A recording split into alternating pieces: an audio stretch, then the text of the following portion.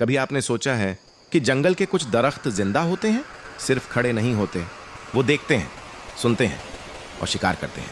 आज की कहानी है काला दरख्त। एक ऐसे जंगल की कहानी जहां नींद जिंदगी की आखिरी नींद होती है। ये जंगल शहर से दूर था। लोग कहते थे कि दिन में सब नॉर्मल होता, लेकिन जैसे ही रात होती जंगल का रंग बदल जाता। इस जंगल के बीच एक बहुत पुराना काला दरख्त था। उसके पत्तों से हमेशा सर्दी और सन्नाटा टपकता रहता।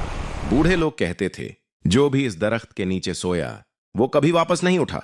एक दिन राशिद, एक गरीब लकड़हारा, जंगल में लकड़ी काटने आया। शाम हो गई, बारिश शुरू हो गई और अंधेरा गहरा होता चला गया। राशिद थक चुका था। उसकी नजर उसी काले दरख्त पर पड़ी। उसने हंसकर कहा, ये सब कहानियां होती हैं, और वो दरख्त के नीचे सो गया। रात के बीच हवाएं तेज हो गईं। दरख्त की शाखों से सरगोशियों जैसी आवाज आने लगी। राशिद की आंख खुली। उसने महसूस किया जैसे जमीन सांस ले रही हो।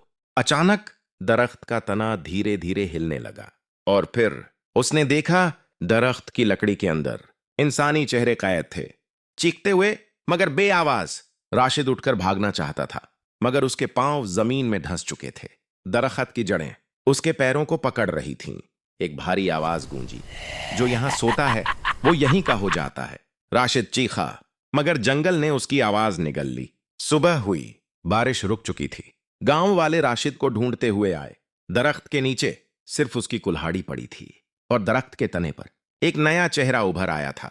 राशिद का चेहरा हमेशा के लिए कैद। इसलिए कहते हैं जंगल सिर्फ जगह नहीं होता, वो इंसान को याद रख लेता है। और अगर आप कभी किसी सुनसान दरख्त के नीचे नींद महसूस करें तो याद रखना, वो नींद आखिरी भी हो सकती है।